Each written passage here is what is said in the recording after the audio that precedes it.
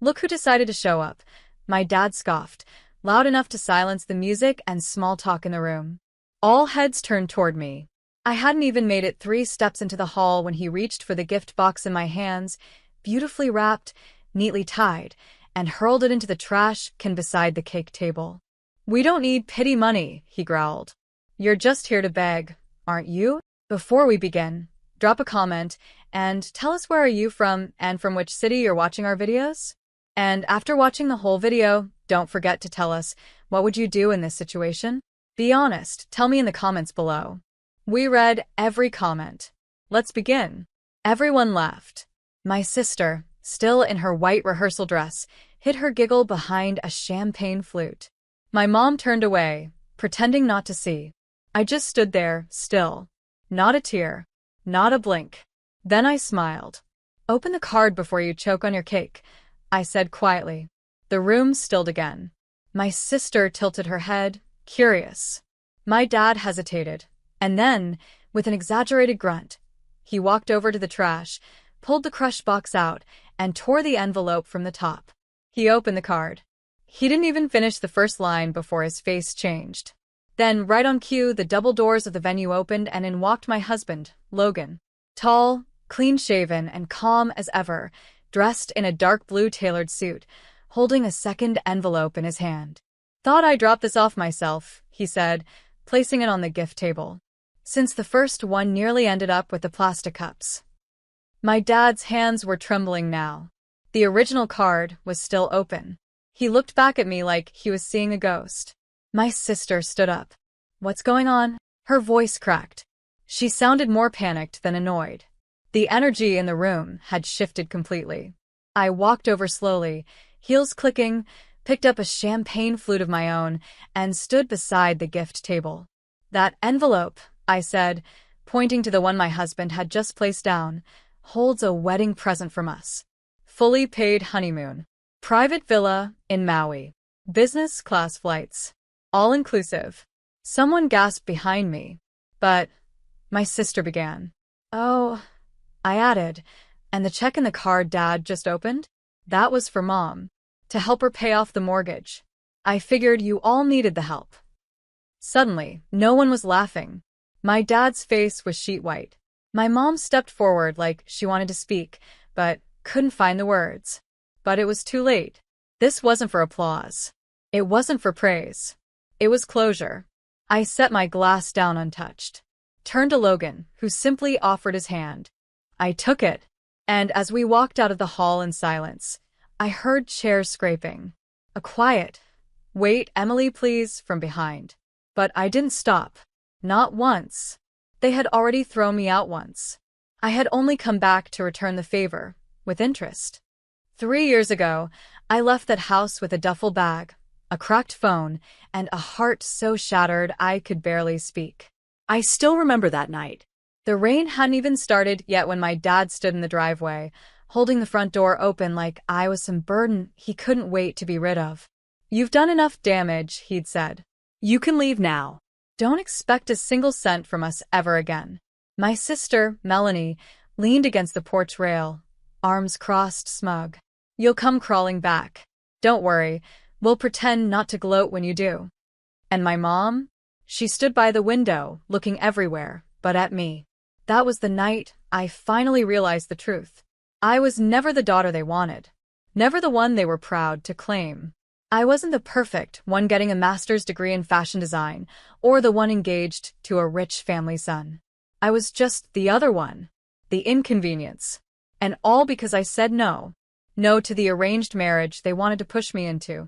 No to the family business that I was expected to take over without question. No to selling myself short. They called it betrayal. I called it survival. That night, I slept in the back of my old sedan outside a 24-hour diner. I still remember how the cold felt in my bones, and how warm the cashier's smile was when she handed me a coffee on the house. It was the first time in weeks someone had shown me kindness. That same night, I opened my cracked laptop and started the only thing I knew might keep me afloat, my jewelry shop. It was nothing then. Just a few listings. A few photos. Pieces I made by hand years ago that had sat untouched in a plastic container. But I had time. I had fire. I had nothing to lose. And 1 week later, someone placed their first custom order. Then another. And another. Within 6 months, I was filling out LLC paperwork. Within a year, I had 3 part-time assistants and was shipping to customers in 48 states. And right around that time, I met Logan. He wasn't flashy. He wasn't loud. He was the only person who looked at me and didn't see failure or baggage or the daughter who walked out. He saw potential. We met at a local small business expo. He had just sold his tech startup and was offering mentorship to women-owned companies. I didn't even want to go to the event. I was exhausted, behind on orders, and running on 2 hours of sleep, but I dragged myself there anyway. Sometimes fate doesn't knock. It whispers. He bought 3 necklaces from my display that day and asked how I managed to create something so detailed with limited tools. I told him the truth. I had no tools. I made these in the back seat of my car last year. He didn't blink, didn't flinch. He just said, "Then you're the most resourceful woman in this building." We married in private 8 months later. No invites, no drama, no family. I didn't send a single card. They had made their choice long before I made mine. But now it wasn't about revenge. It was about reclaiming the space they told me I'd never belong in. So when Melanie's bridal shower invite came in, sent by my aunt who still had the decency to treat me like a human being, I didn't plan to go. At first. But Logan was the one who looked at the card and said, "You should show up." "Why?" I asked. "So they can pretend I'm invisible again?" "No," he said, sliding the envelope back into my hand. "So they can see what invisible became." He was right, but I didn't go to boast. I went to give them the kindness they had never shown me, just so they could choke on their own cruelty. And when I stood there, watching my father tremble while reading that card, it wasn't pride I felt. It was peace. I had walked through fire, alone, and I came back wearing gold. The moment Logan and I stepped out into the parking lot, my phone lit up like fireworks on the 4th of July. 13 missed calls, 6 voicemails, 3 text messages. All from my mom. "Emily, please. Let's talk. Your father didn't mean it like that. Can we meet?" I didn't respond. Not yet. The silence would sting more than anything I could say. We got into the car. Logan reached for my hand, giving it a gentle squeeze. "You okay?" he asked. I nodded, lips tight. I didn't think I'd feel this calm. "You were never the problem," he said. "They just didn't know how to handle someone who outgrew them." Halfway down the highway, I glanced at the rearview mirror, not to look behind me, but to remind myself how far I'd come. And that was when my sister called. I let it ring, then again, and again. Then came the text. "You could have just given the gift without trying to humiliate everyone." I let out a soft laugh. Logan raised an eyebrow. "She thinks I tried to humiliate them," I muttered. Unbelievable. But what came next made my stomach twist. The wedding venue just called. The deposit bounced. "Did you do something?" My blood turned to ice. "I didn't touch anything," I said slowly, handing Logan the phone. He read the text. His expression darkened. "She's fishing. Trying to find someone to blame." Another text buzzed in. "Please. If you still care at all, just call me. We're in a mess." I turned away from the screen. They didn't want me at that shower. They didn't want me at the wedding. They didn't want me in their lives. Until the money came out. Until they realized I had built something they couldn't control, couldn't take credit for, and definitely couldn't replicate. Now, suddenly, I mattered. Logan parked the car in front of our home. Modern, sunlit, peaceful. The kind of place I used to imagine back when I was sleeping in my car. I stood on the porch a moment before going in, letting the evening breeze calm the noise in my head. Then I turned to him. "What if I went back tomorrow?" "To the wedding?" he asked, surprised. "No," I said. "To the house. One last time." His eyes narrowed slightly. "Why?" "Because there's something they left in that attic. Something they kept from me for years. I never had the courage to ask about it." He studied me. "You don't owe them anything. I know, I said quietly. But this time, I'm not going as the girl who left in shame. I'm going as the woman who came back on her own terms. The next morning, I knocked on the same front door that had once been slammed in my face. My dad opened it. No yelling, no glare, just silence. He looked older, smaller, like someone who had spent the night unraveling every mistake he'd ever made. Emily, he breathed. I didn't expect. I'm not staying long, I said. Just want something from the attic. He blinked. What? Mom's old cedar chest. The one with the lock. You always said it was junk, but I think you knew better. He hesitated. That's not yours. I tilted my head. Then why did Mom write my name on the bottom of it in Sharpie when I was 11? His jaw tightened. Behind him, my mother stepped into view. Her eyes were puffy. I told him, she said softly. I told him we should have given it to you years ago. Too late now, I said. I'm just here to take what's mine. Then I'll be gone. For good. They didn't stop me. When I opened that chest, I found things I hadn't seen in years. Sketchbooks I thought had been thrown out, letters I'd written to myself, a journal from when I was 16. But tucked inside the lining was something else. A sealed envelope with my name. Inside, a check. From my grandmother. 10 years ago. Meant to fund the design school I was never allowed to attend. I froze. They kept this from me. All this time. I walked down the stairs slowly, envelope in hand, and handed it to my father without a word. He opened it, and when he saw the date, he paled.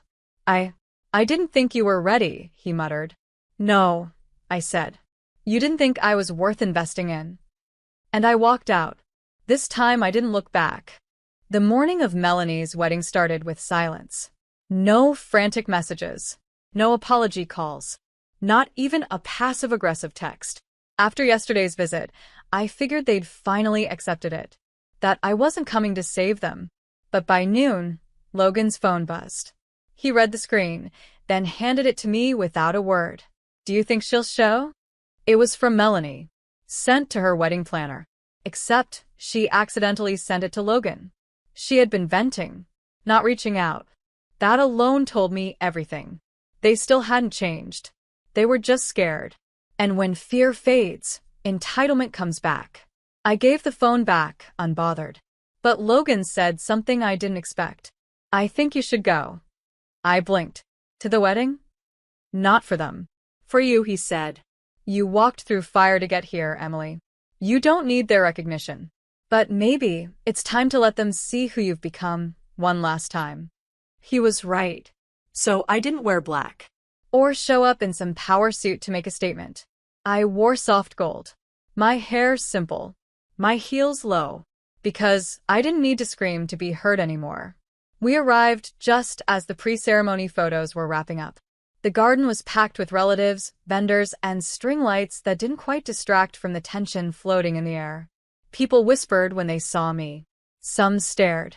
My father was off to the side, looking anywhere but at me. My mother stood near the bar, clutching a glass she hadn't sipped. Melanie? She froze in the middle of her bride entrance walk, fake laughing with her new in-laws. Emily, she said, blinking like she wasn't sure I was real. I nodded. I didn't expect, she began. I raised a hand. I'm not here to cause a scene. Just here to drop something off. I handed her a small envelope. Not sealed. No tricks. Inside was a copy of my grandmother's letter, the one that came with a check they'd hidden for a decade. I had scanned it the night before, just for this.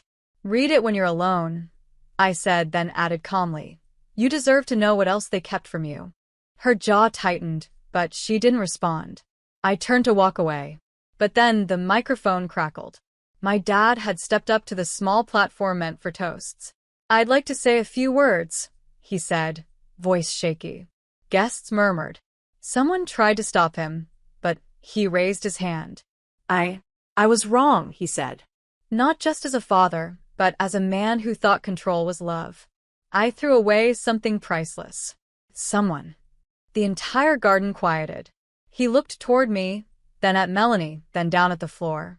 My daughter built a life I didn't think was possible. I thought I was protecting her by pushing her the way I knew best. But I see now. I was afraid. Afraid that she'd do more than I ever did. He paused, swallowed hard. I'm sorry. He stepped down. No applause. No music. Just stunned silence. Melanie's face was unreadable. My mom looked like she'd aged 10 years in 10 seconds. I walked up slowly. I didn't take the mic. I just turned to the crowd and said clearly, we all come from something. But sometimes we have to break away from what built us to build what we deserve. Then I turned back to Melanie. I hope your marriage is built on truth. Not pressure. Not image. Just love. She swallowed, nodded faintly, and I left. No drama. No shouting. Just peace. Because this time I was walking away, not running. Later that night, as Logan and I curled up on our back porch, watching the sunset turn the sky orange and soft pink, I felt something I hadn't felt in years. Relief. Not because they apologized. Not because I won. But because I no longer needed their approval to know my worth. I didn't build a life out of spite. I built it because I deserved to see what I was capable of without chains on my ankles. And for every girl who's ever been called a burden at her own sister's celebration, for every daughter told to sit down, shut up, or stay small, let this be proof. You don't have to scream to rise. You just have to keep going. Even when no one claps. Even when no one sees. Because one day they will. And by then you won't need them to. The sound of the engine sputtering to a halt sent a jolt through Claire's chest. The car lurched to a stop on the desolate stretch of country road, and for a moment, all that could be heard was the soft hum of the engine winding down and the distant call of birds. The sun was low in the sky, casting long shadows across the empty road. Claire sighed, gripping the steering wheel, frustration flooding her senses. She had been driving for hours, stuck in the endless open fields and narrow roads of the countryside. The city life seemed like a distant memory now. But what was supposed to be a quiet retreat had turned into a nightmare. The last thing she needed was to be stuck on a road that looked as though it had been abandoned for decades, with no cell service and no sign of civilization for miles. Her car had just given up on her, refusing to start no matter how many times she turned the key. Claire opened the door, the heat from the car hitting her as she stepped out. She looked around, her heart pounding. It was starting to get late, and she had no idea how long it would take to get someone to help. Her eyes darted across the landscape, hoping to see something, a house, a farm, anything. But there was nothing for miles except fields stretching out in every direction. Then she spotted it, a small barn in the distance, barely visible through the tall grass. She felt a flicker of hope. Maybe someone there could help her. She started walking towards the barn, her mind racing with possibilities. Was it a farm? Would the owner be kind enough to help a stranger stranded on the side of the road? She quickened her pace, her feet kicking up dust as she made her way toward the barn. The sky had begun to turn an ominous shade of gray, and the weight of the silence pressed in on her. She couldn't shake the feeling that something wasn't quite right. The place felt off like an old forgotten world stuck in time. She hesitated for a moment before pushing open the weathered door of the barn.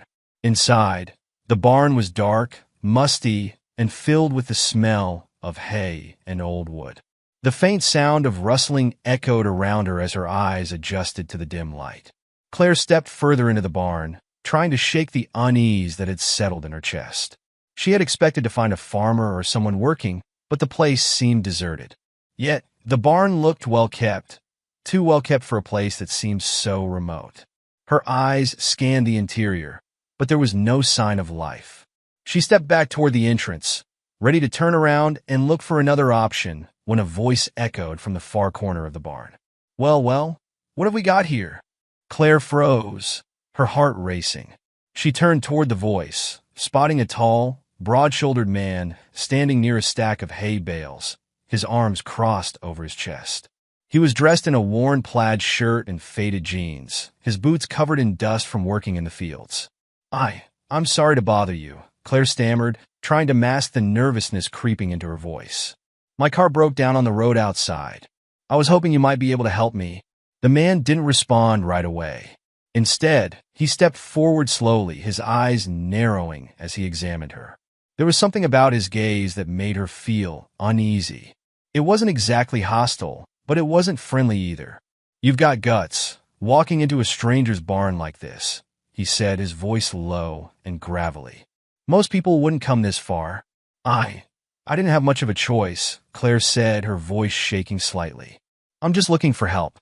My car won't start, and I can't get a signal to call anyone." The man seemed to soften a little, but the tension in his stance didn't completely dissipate. "You're lucky you found me. The nearest town's an hour's drive in the other direction. Looks like your car's a goner, then." Claire nodded, relief and anxiety warring in her chest. "I don't know what to do. I don't even know where I am.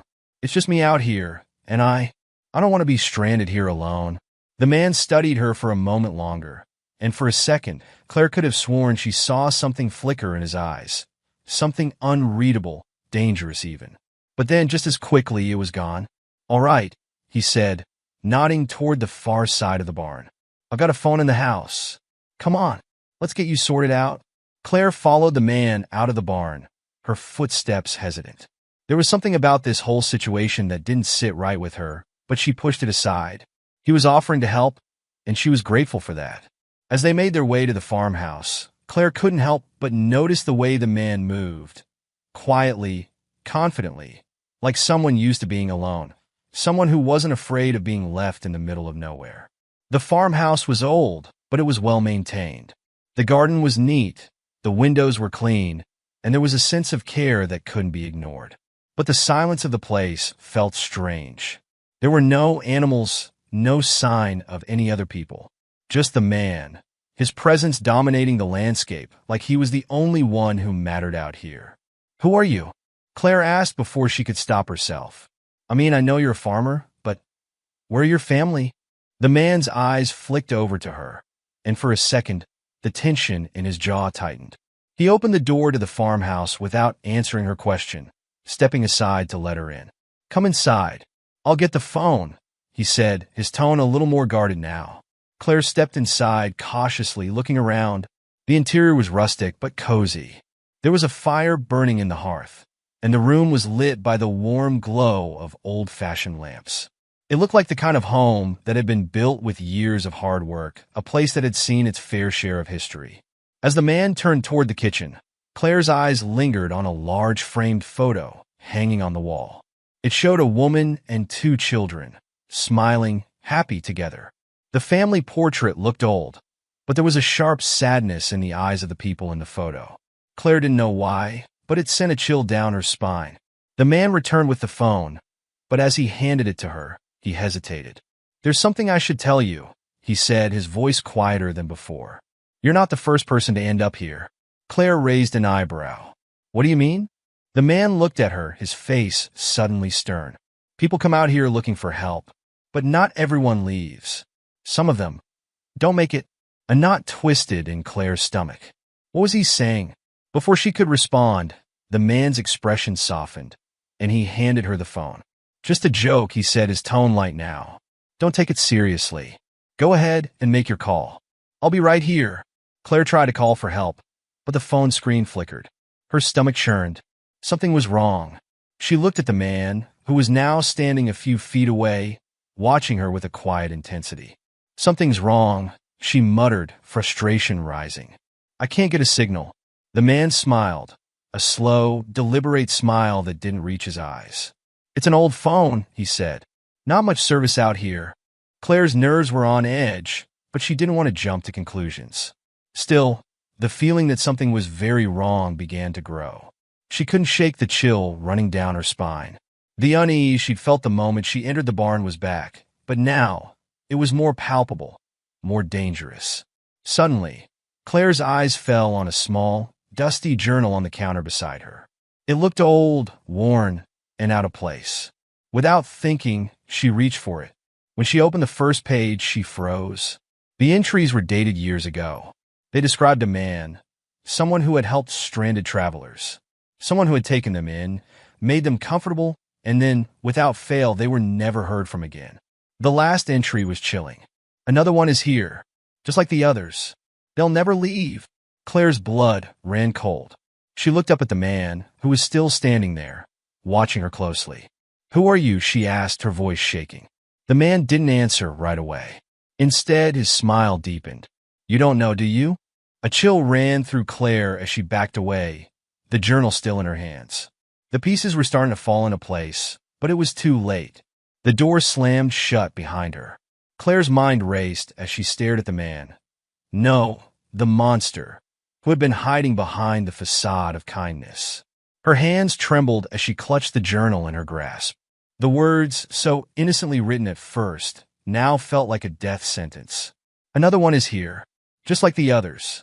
They'll never leave." Her breath caught in her throat as the realization hit her hard.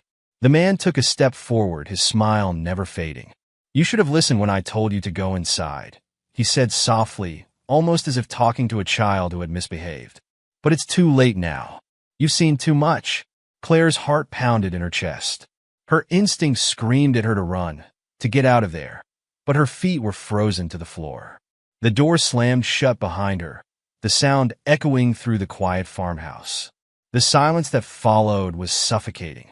Her gaze darted around the room, searching for any means of escape, but the windows were sealed tight, and the only way out was through the man blocking her path. "Why are you doing this?" Claire whispered, her voice barely audible. "Why?" The man's expression softened just a fraction, as if he was considering her question, but then his smile returned, cold, unfeeling. "It's not about what I want. It's about what has to be done. There are rules, you see, and once you've come this far, you're a part of this place now. It's just how it works." Claire's stomach twisted in fear. The journal's words, "They'll never leave," haunted her. She wasn't going to be the next one to disappear. She couldn't let herself become just another forgotten soul in this forsaken place. But how could she fight against a man who seemed to have control over everything here? How could she escape when every path led to him? You're insane." Claire spat, her fear boiling into anger. "You think you could just trap people here? I won't let you." The man's gaze sharpened, and his smile twisted into something darker. "You don't have a choice. The only way out is death, or becoming one of us." The words hit Claire like a punch to the gut. Becoming one of us. She knew then that the man wasn't just talking about letting her go. He was talking about turning her into something else. Something twisted, something wrong. She had seen the way he looked at her, the way he had studied her when she first entered his barn. It wasn't just curiosity. He had been sizing her up, deciding her fate. Claire felt her throat tighten. "I won't be like the others. I won't stay here with you." Without thinking, she hurled the journal at him, the weight of her fear and fury making her act on pure instinct. But the man simply stepped back, his expression unchanged as the journal flew past him. He wasn't fazed by her outburst. He had long since stopped seeing people like Claire as anything more than pawns in a twisted game. "Why fight it, Claire?" he said softly, stepping closer to her. "You've seen how it goes. You're going to stay here. You'll live here for as long as you can stand it. And when you break, I'll turn you. It's inevitable. Everyone does." Her breath was ragged now, her chest rising and falling in panic. She wanted to scream, to fight, but what could she do against someone who had the power to control this place, this nightmare? "Let me go," she begged, her voice cracking with desperation. "Please, I don't want to be here. Just let me leave." The man shook his head slowly, his eyes never leaving hers. "It's already too late for that. You should have stayed away. But now, you're just like the others, lost in the dark." Suddenly, a flash of movement caught Claire's eye. She whipped her head toward the window, her heart leaping in her chest. A car. For the briefest moment, she saw headlights in the distance, just a glimmer of hope, a lifeline. Someone else was out there. Someone else who could help her. Claire's heart skipped a beat. She couldn't wait another moment. She had to act, and she had to act fast. Without another word, Claire bolted toward the back door. She knew it was risky, but she had to try. She had seen the man's twisted obsession, and she wasn't about to let him make her another casualty in his cruel game. She yanked at the door, her hands shaking as she tried to push it open. It was stuck. No, no, no. She pulled harder, using every ounce of strength left in her. She wasn't going to let him take her without a fight. The door creaked open just enough for her to squeeze through, and she pushed her way out into the night air, gasping for breath. Her legs were shaky, but the sight of the headlights, so close now, gave her the energy to run. She sprinted toward the car, hearing footsteps behind her, loud, fast. The man was coming after her. "Help! Help!" Claire screamed, her voice raw with fear and desperation. The car was just a few feet away now. The headlights illuminated the gravel road, and she saw the driver, just a shadow in the driver's seat. The man behind her laughed a low, mocking sound. "It's too late, Claire. They won't help you." But Claire didn't stop. She was almost there. The car door opened, and Claire hurled herself inside, slamming it shut just as the man reached her. "Drive!" she screamed at the driver. The man's face twisted with rage as he pounded on the window. But the driver, a stranger with a look of confusion and concern, didn't hesitate. He slammed his foot on the gas, and they sped off, leaving the farmhouse and the man behind. Claire collapsed back in the seat, her chest heaving with exhaustion. She looked back, half expecting to see the man chasing them. But there was nothing but the empty road stretching out behind them. "I don't know who you are," the driver said, glancing over at her with a look of disbelief. "But you were running from something serious. Are you all right?" Claire looked out the window, her mind racing. She didn't know how to explain what had just happened, what she had just escaped. The fear, the terror, the darkness that had been closing in on her. It was all still fresh in her mind. But for the first time in hours, she felt safe. She was free. I don't know," she whispered, her voice shaky. "But I don't think I'll ever be the same." The car sped down the road, leaving the farmhouse behind. Claire's breathing began to slow, and her body, still trembling, started to relax. She glanced over at the driver, who was looking at her with a mixture of concern and curiosity. "What happened back there?" he asked. "Who was that guy?" Claire swallowed hard, trying to collect herself. "I don't know his name," she said, her voice shaky. "But he's been trapping people out there. He's not just some ordinary farmer. He's something else. He's been taking people in, and they never leave. He tried to do the same to me. I think I was just another victim."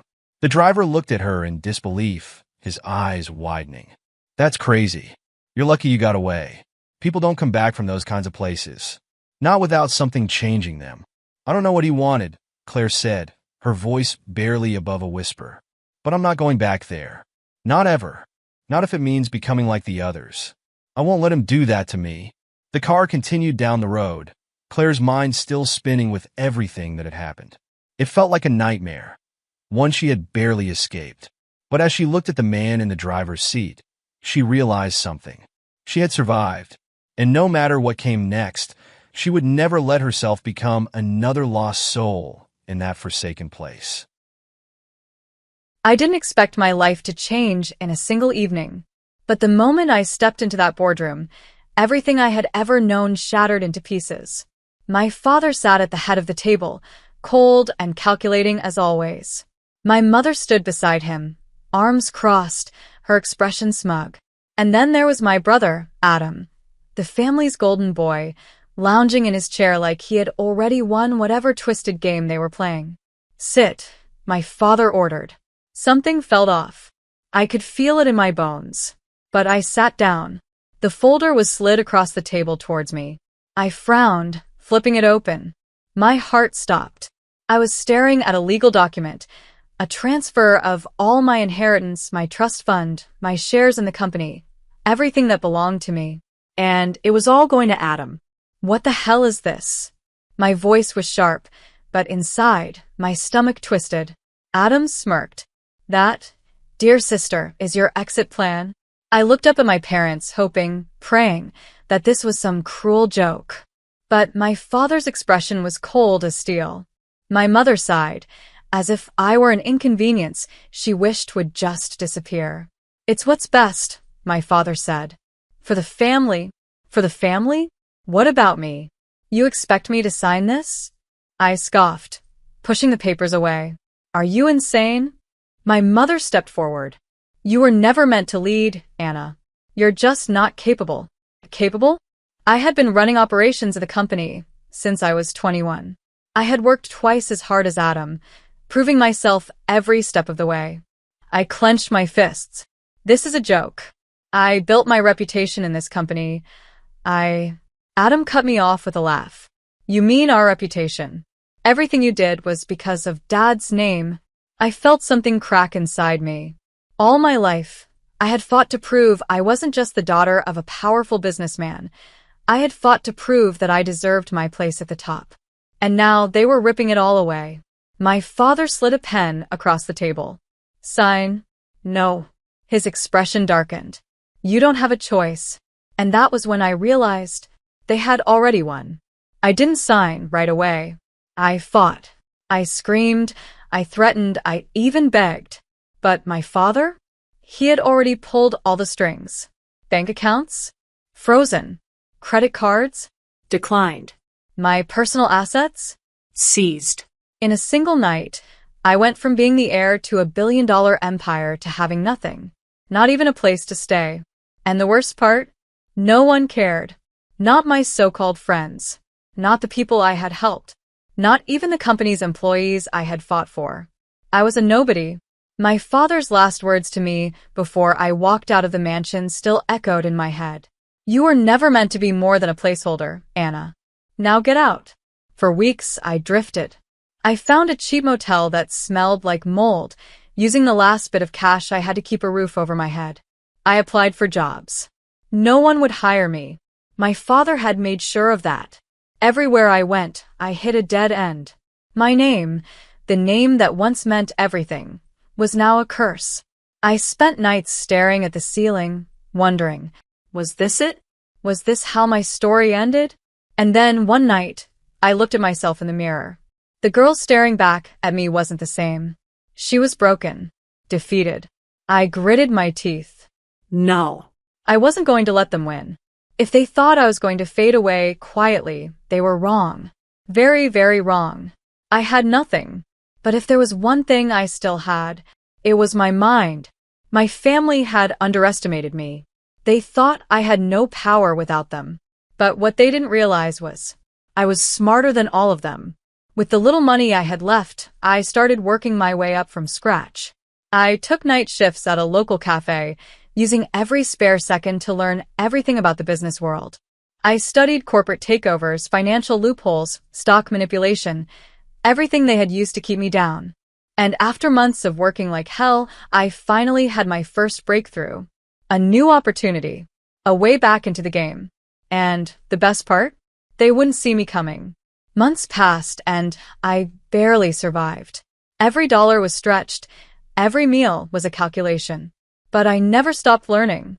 One night, while working the late shift at the cafe, I overheard two businessmen talking about a struggling tech startup. I had nothing to lose. So I took a risk. Using the last bit of cash I had, I bought shares in the startup. It wasn't much, but it was a start. I spent nights researching, days networking, doing everything I could to turn that tiny investment into something bigger. And one day, it happened.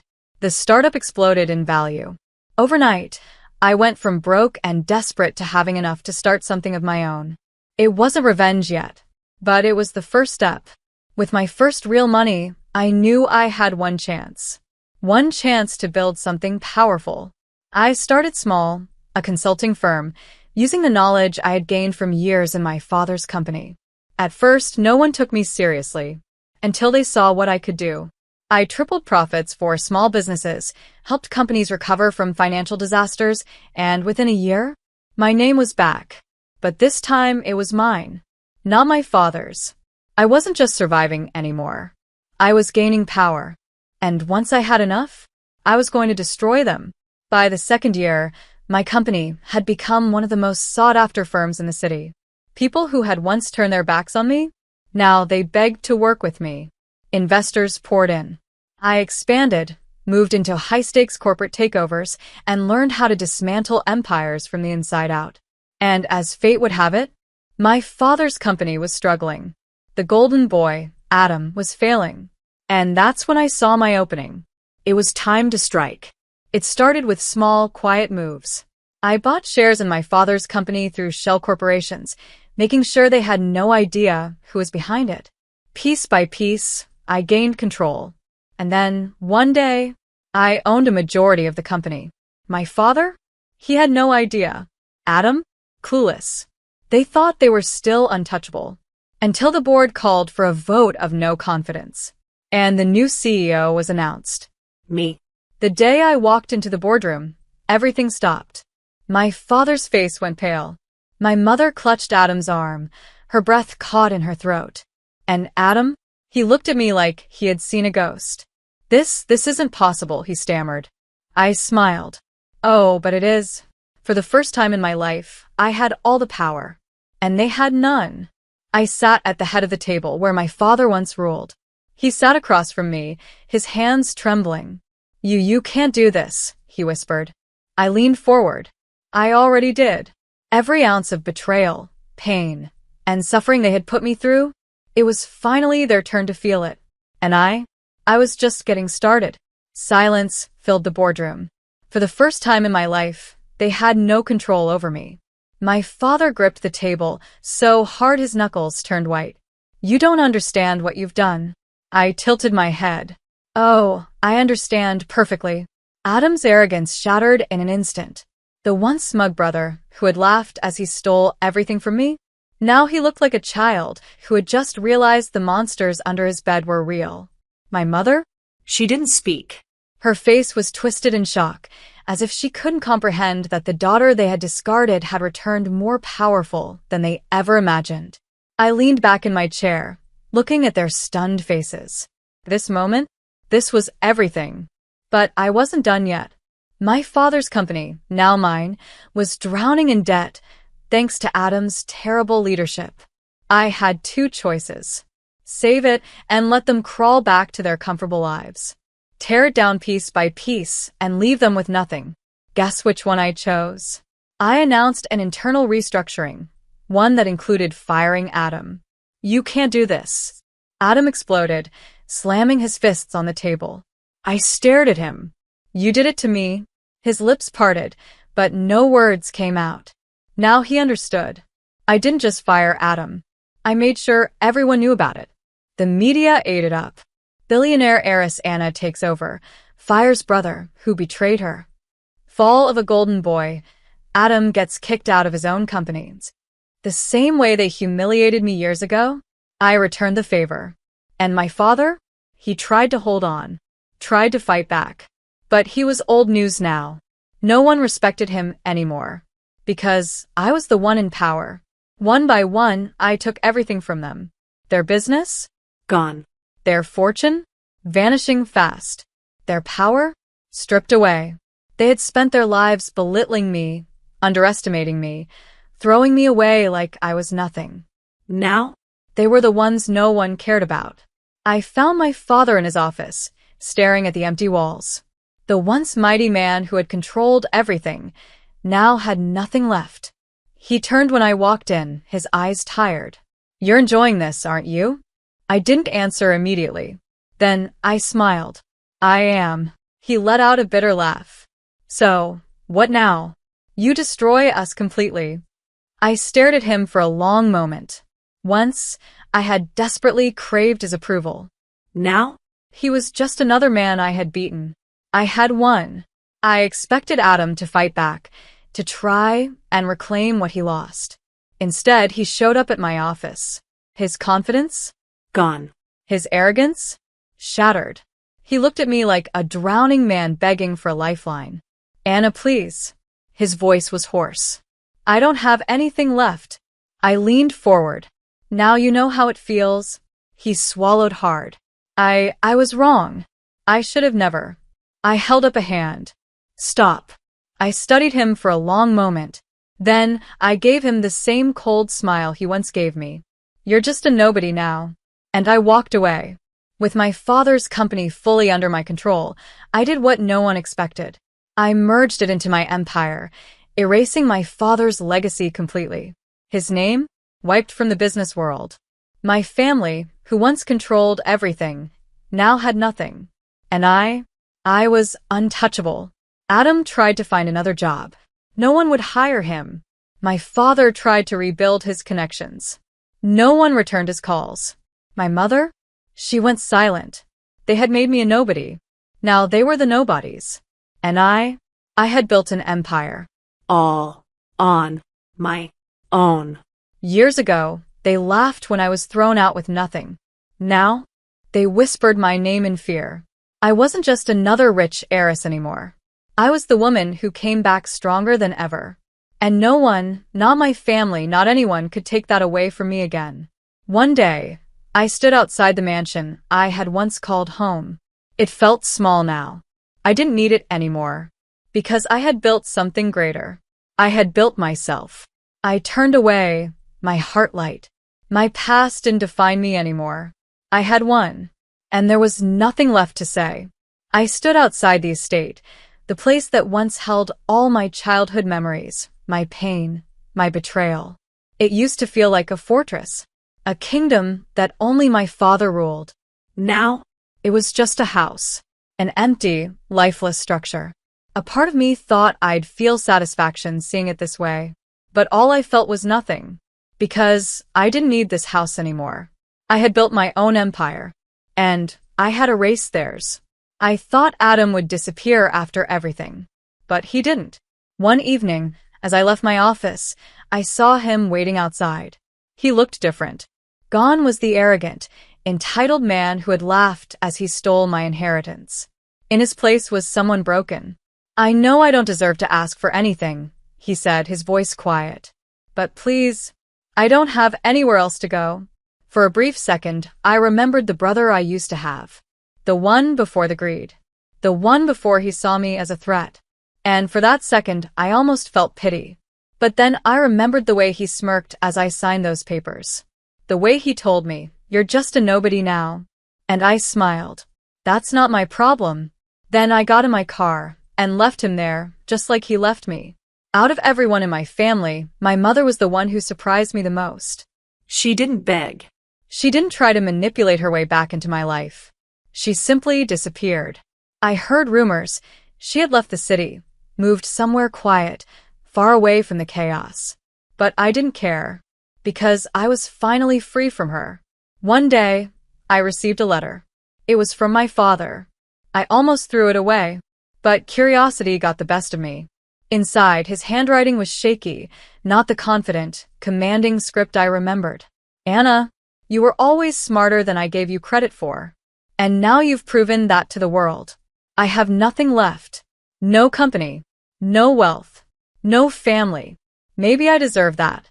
Maybe this was my punishment. But I hope, someday, you'll remember that I was still your father. And maybe, just maybe, you'll forgive me." I read the letter twice. Then I burned it. Forgiveness? That wasn't something he had ever given me. And I wasn't about to give it to him now. With my father's business erased and my name now a legend in the corporate world, I felt something I hadn't felt in years. Peace. I had fought. I had suffered. I had lost everything. But in the end, I had rebuilt myself. Not as a daughter. Not as an heiress. But as a self-made woman who had taken on giants and won. Months later, I found myself walking into a new boardroom. But this time, it was my company. I was no longer the girl begging for a place at the table. I owned the damn table. My executive stood when I entered. And as I took my seat at the head of the boardroom, I smiled. I had rewritten my own story. One evening, as I sat in my penthouse, my phone rang. An unknown number. I almost ignored it, but something told me to pick up. "Hello." There was silence. Then a voice I hadn't heard in years. "Anna." I froze. It was my mother. My mother's voice was quiet, hesitant. I just wanted to hear your voice," she said. I didn't say anything. She sighed. "I know I don't deserve to ask for anything. I know I was cruel." I cut her off. Manipulative. Heartless. Silence. Then, softly, she said, "Yes." I waited. "I just wanted you to know," she continued, "that I regret everything. And I'm sorry. The words should have meant something. But they didn't. Because it was too late. So I said nothing. And then I hung up. The world had tried to break me. My own family had tried to erase me. But in the end, I had risen. I had built something that no one could take from me. And for the first time in my life, I was truly free. I stood on the balcony of my penthouse, looking out at the city skyline. Everything I had now, I had earned it. And I wasn't afraid anymore. Because I knew one thing for sure. I had survived the worst. And no one would ever make me a nobody again.